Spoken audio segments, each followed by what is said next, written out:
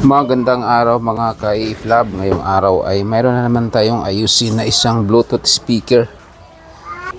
Yan yung model niya. So wala siyang bass. Puro tweeter. Malakas yung tweeter niya. Kaya lang wala siyang bass. Okay, so ngayon buksan na natin.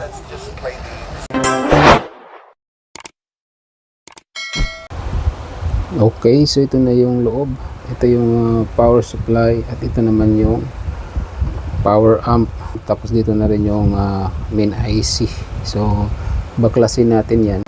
Okay, so ito yung woofer at ito yung dalawang tweeter. So ang tweeter ay gumagana. Ang hindi lang gumana is woofer. So itesting muna natin yung resistance ng woofer natin kung mayroon ba. So set lang natin sa ohms. Yan, sa ohms na yan. Ito yung terminal ng speaker. Check natin yung speaker. Ayan, so mayroon siyang 4.8 or 5 ohms. So good yung speaker. Walang problema yung speaker. Yung woofer. Okay, so ito na yung board niya. Dito may nakalagay na sub. So dito yung speaker niya. Itong woofer dito. So dito naman yung tweeter. Yan, blue na yan. So ito yung sundan natin papunta dito. So ito yung amplifier ng sub. So ngayon tanggalin natin yung heatsink. So ngayon natanggal na natin yung heatsink. At para maka-measure tayo or maka-check tayo ng voltahe is kailangan natin yung battery. So ito na yung battery niya. So after ng battery, kailangan natin yung control panel para ma-power on natin. Ang sunod natin gawin is voltage measurement. Okay, kung may pumasok ba. So i-connect natin to kasi ito yung importante. Ayan. Okay. Lahat ng wire na ito, itong sinaksak natin ay dito papunta yan sa control panel dito. Ayan. Okay, so i-turn on natin. Dito pala sa taas. Ayan, narinig nyo? Bluetooth. So ito lang yung tumutunog, ito wala. So patayin natin. Pansinin nyo yung kun ng woofer. Kung gagalaw ba siya. Kung gagalaw siya, ibig sabihin tumunog. Pag hindi, walang tunog yan. Yan. So wala, no? Walang gumalaw. Ibig sabihin wala talagang tunog. Ayun, wala. Okay, so open natin yung diagram. AD5207. So ngayon, dito sa diagram na yan, makita natin dito input, mga input siya, at may gain to volume itong gain, tapos lem rate, saka yung sync. Okay, so ngayon focus tayo dito sa lem rate. Ang number ng lem rate is number 7, so focus tayo dito sa pin number 7. So 1, 2, 3, 4, 5, 6, 7. Number 7 is mayroong 13.5. Yung 13.5 niyan is mababa. Mababa yan kasi ang supply mo is 15. So dapat 15 din yung parating dito sa may sa pin number 7. Ito yung supply mo. Chine-check ko. Ito yung chine-check ko, yung supply mo. Yan. Ayan, supply. Ang 15. Then ang lim rate mo lang is 13.5. So kulang. So kailangan 15. Kung anong supply, kasi yun yung reference voltage mo. Kung anong supply sa battery, yun din yung dapat mapunta dyan. So tingnan natin kung saan papunta yung 7, pin number 7 dito. So mayroon sa likod. Sa likod yung ano niya, linya. Okay. So malamang dito yan. So ngayon, para masigurado natin kung saan papunta to, mag-continuity tayo. So, babaguhin natin yung tester natin. Ayan, nilagay natin sa diode mode. So mahirap ah. Ayan, tapos to. Ayun. Dito sa kabila yung connection. Ayan. So, ito na yung kakonek niya. Ito. I-on natin ulit. Okay.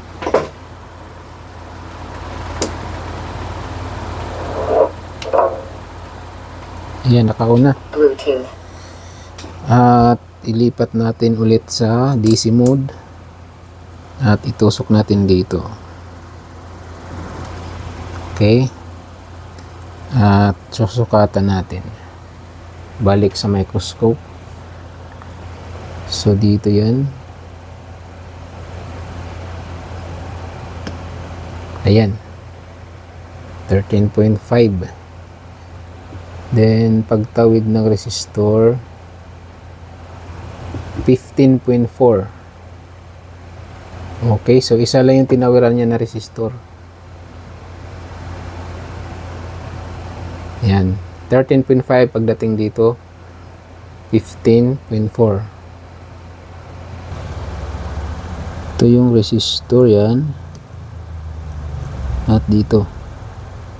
Ang reading niya is 0.9 mega ohms. So halos nag-open na siya. Okay. So ito yung dahilan. Tanggalin natin ito at palitan natin ng 100 below na resistor. Okay, hindi kaya i-jumper, pero hindi natin i-jumper. Mga 100 below lang siya, basta ohms lang yung value. Okay? So tanggalin natin. Tanggalin natin ito kasi parang open na siya. Ito. Open. Yan. At palitan natin ng below 100 ohms. So tanggal na. Tanggal na. So maghanap tayo ng below 100 ohms. Hanap tayo dito. Meron tayong marami tayong TV board. So marami dito. Yan. 33 ohms. Yan. Pwede na yan. So yan ang tanggalin natin. Okay. Ito yung ilagay natin. Yan. Ilagay natin dito.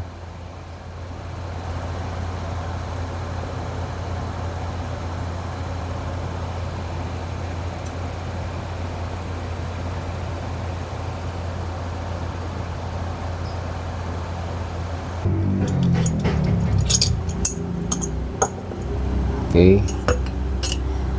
Linisan lang natin.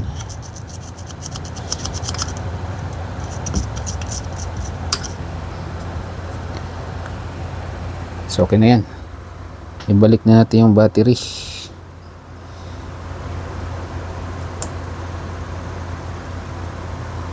Okay, so iuna natin.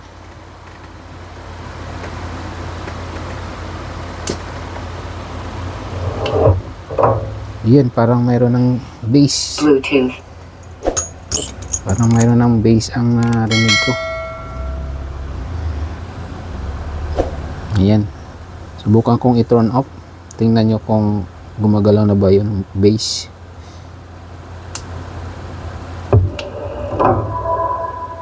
Ayan ah.